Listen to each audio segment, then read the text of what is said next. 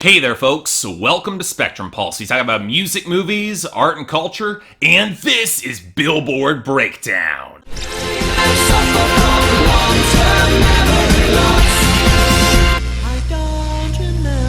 So, after this week, we're now in the final couple of weeks of the Billboard year, which, yes, it ends in November, doesn't make a lot of sense. The last chances for songs to snag spots on the year-end Billboard Hot 100 list for 2016, which, like it or not, can serve as a pretty definitive historical record of this year in pop music. And thus, for me, who use the year-end chart as a strict guideline for tracking my best and worst hits of the year, this is where the horse race starts to get pretty damn tight. And given that 2016 has been such a dumpster fire for a year in pop music, it's more of a desperate hope that a few long-gone songs hold up their place just enough, and a few new arrivals can rack up enough points fast enough. And the best place to consider this is in our top 10, especially considering that these placements tend to be more weighted heavily by the year-end chart. Of course, Closer by the Chainsmokers featuring Halsey is gonna make it onto the list at number 1, given its dominance across every single category for multiple weeks at this point. And even though my patience is kind of wearing thin on Heathens by 21 Pilots, it's gonna make the year-end 2016 list too, as airplay growth is not slowing down, and even though it slipped a little bit on streaming and sales, it's still got a lot of real presence. But it's got some stark competition from our big new top 10 arrival, Starboy by The Weeknd featuring Daft Punk, which rocketed up to number 3. Now this is where timing and volumes becomes important, because currently the song is here on huge streaming, respectable YouTube, solid sales, and some better than expected airplay traction, but not quite enough radio to be a solid challenge for Heathens just yet. We'll need to see if the momentum continues for the next couple of weeks, because it's not close to challenging Closer just yet. But if that song fades, Starboy could claw itself onto the year-end list in 2016, albeit barely, analogous to what Kesha's Die Young did back in the late of 2012. Of course, this throws Cold Water by Major Lazer, Justin Bieber, and Mia into, well,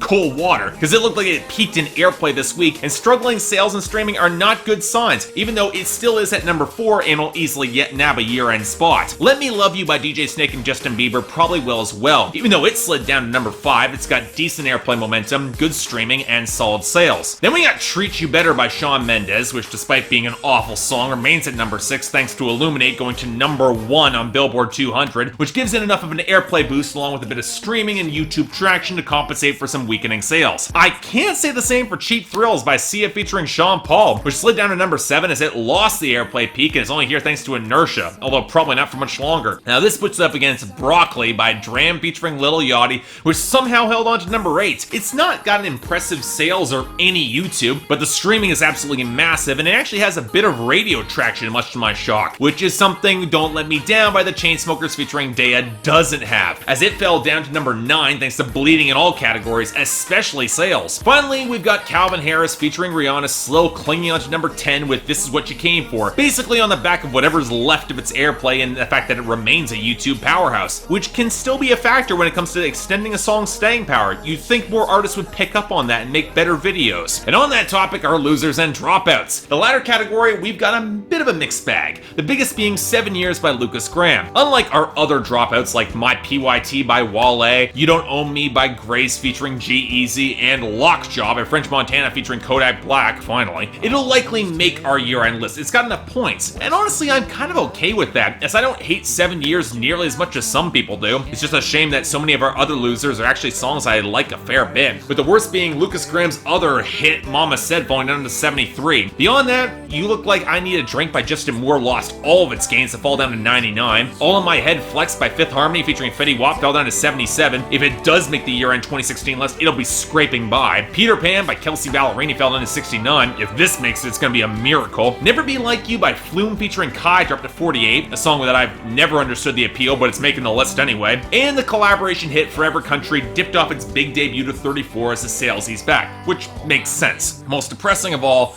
are the continued losses for Lady Gaga's Perfect Illusions, which fell hard again to 59. Another sad example of pop divas coming back in 2016 and flopping. I'd say this, I'd much prefer Lady Gaga's stab at electro rock than some of our gains this week. Yeah, our returning entries, they aren't bad. I like Tove Lo's Cool Girl, and I'm happy it's back to 98. And Mercy by Shawn Mendes, while being kind of overwrought, it really is the best song off of Illuminate, and I got no issue with it coming back to 68 off of that album. But outside the big game for Starboy breaking the top 5, the rest of our gains far from good. You know it's a bad sign when the best of them is Black Beatles by Ray Shrimmer featuring Gucci Mane. Yeah, it's their best song, but it's not a great track. I'm not sure why it picked up so much momentum to leap up to 41, but beyond that, Ooh by Young Ma went up to 36. Apparently my prediction that it would die didn't come true, more's the pity. Caroline by Aminé went up to 52 for no adequately explained reason. Seriously, I want an explanation. And most gratingly, Move by Luke Bryan went up to 61. You know, country radio,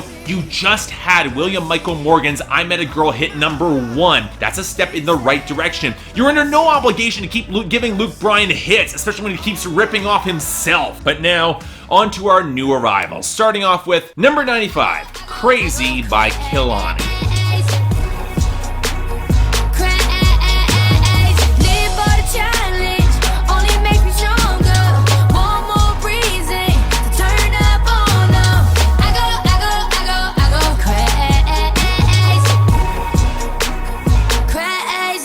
You know, there's a part of me that's a little bit peeved that the first snapshot that the mainstream got of Kehlani was that song Gangsta from Suicide Squad, mostly because it was a lousy song and didn't nearly showcase Kehlani's potential, which if you followed her mixtapes and guest appearances is actually pretty considerable. But you know what, I can't deny that Gangsta probably gave her enough buzz to land this song, Best of a Bad Thing, and man, I wish I liked this song more. The wiry synths, the sharper punch of the beat against the distant gloss of the background, most of the content in the verses where she's reclaiming her bad bitch narrative, I guess I can get behind that. But if you saw my Luna George review, you probably remember that I said that so many artists are obviously trying to sound like Rihanna in modern pop and R&B. And with this song, Kalani falls into that trap. The elongated syllables on the hook, the choppy flow and repetition of words and fragments, the more nasal vocal tone, it's sadly pretty obvious, especially on that second verse. Now, Kalani has a lot more control of her delivery and doesn't slip off key the same way that Rihanna can, but she also doesn't have that same immediately palpable charisma in the same way, and I have to question if dropping into this already overcrowded lane is the best choice for her. As it is, it's not really a bad song, but it's not really a good one either. Sorry. Number 94, Capsize by FRENSHIP and Emily Warren.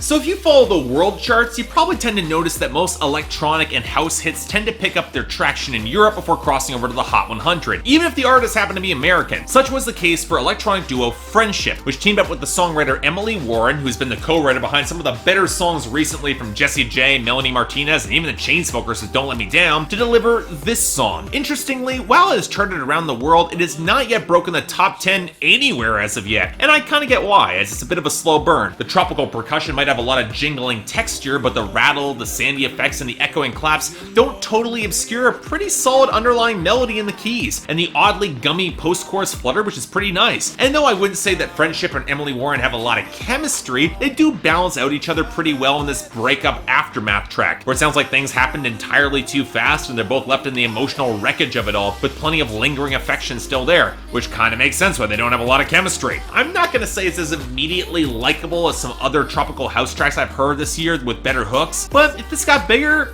yeah, I'd be okay with that. It's not bad. Number 92, Song for Another Time by Old Dominion. Free fall, a small town Saturday night. Before you lose that love and feeling, let's go dancing on the ceiling. Keep on living that teenage dream. Paradise City where the grass is green. Pretty soon I'll be so lonesome I could cry, but that's a song for another time. So I've been on the record as not remotely being an Old Dominion fan. Break up with him was only a shade more tolerable than Shawn Mendes's Treat You Better, and was just as badly framed, and Snapback was just overproduced bro country junk. And yet, there's a friend of mine who loves country music and has defended this song repeatedly, so I vowed to give it a fair chance. And sure, it's better than either of those two songs, but I still have a hard time liking this. I can go on about how much of the percussion sounds painfully thin and fake, especially on the verses, and the transition into the melody and the hook feels really clumsily blended, but the real gimmick of this song is how much it references other classic songs in order to describe the fleeting connection that these two have before she's gotta leave and get on a plane. And sure, that sort of gimmick can kind of work. Bill's Best Song Ever by One Direction and Shut Up and Dance by Walk the Moon were a little bit more abstract with it, but operate on a similar emotional principle, but maybe abstraction was the right way to go with this, because for every classic song that Old Dominion referenced, I'm reminded how much I would be enjoying listening to them instead of this thin, Family Guy-esque reference bait. So yeah, I get the appeal, but you don't magically get all the sentiment and emotional power of all those songs just because you shout them out, guys, so yeah, I'm not really all that behind this. Number 89, HandClap by Fitz and the Tantrums. I can make your hands clap. Somebody save your soul, cause you've been sinning in the city. I know too many troubles, all these lovers got you losing control. You like a drug to me, a luxury, my sugar and gold. I want your sex and your affection when they're holding you close, cause you don't even know.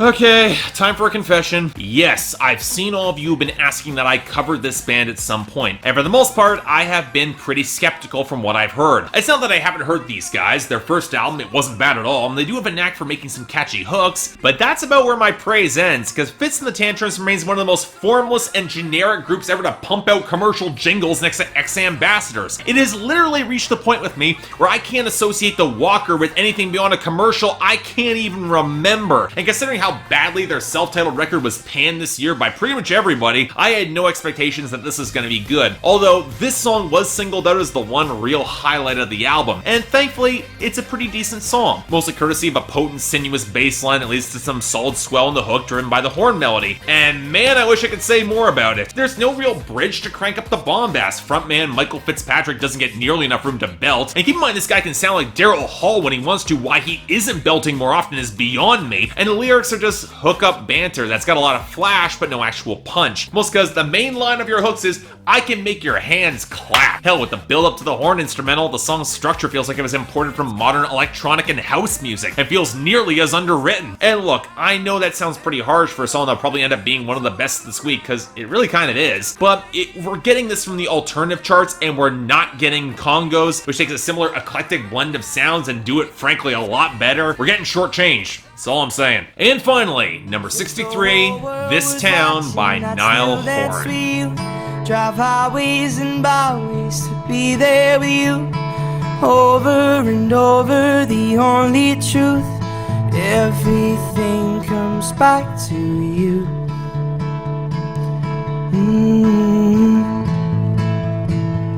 We should have all seen this coming. As soon as Zayn made his big solo debut earlier this year, it was only a matter of time before the other members of One Direction struck out on their own. I am surprised that Niall was the second one out of the gate though. Both Liam and Louis have far more writing credits, and Harry Styles at one point was considered the big breakout talent, but Niall looked to be going in a very different direction than anyone could have expected with this song, pulling in Greg Kurstin on production and opting for more of an acoustic folk direction with sparse piano and some strings accents. And make no mistake, turns out to be a pretty decent song. For one, Niall's actually capable of subtlety and underplaying the sort of lingering melancholy that comes in the aftermath of a relationship and seeing her move on without sinking into jealousy. And the writing plays to the same too close small town sentiment that Sam Hunt made kind of insufferable on Break Up in a Small Town. There's actually a bit of maturity to this song and a surprising amount of weight in the framing. Maybe a tad bit basic, but overall, pretty damn likable. I won't say that it'll light the world on fire or anything, but shows a grasp of songwriting structure and composition that Zayn didn't really deliver, and arguably isn't a bad fit for Niall going forward. A little bit basic in the lyrics, he's not quite at Ed Sheeran's level yet, but with a song like this, he might just get there. And overall, this is a pretty good start on a week that proved pretty damn solid, all things considered, with no outright bad songs. Worst, I'm giving to Old Dominion's Song for Another Time, if only because it has the most things that annoy me about it, but best?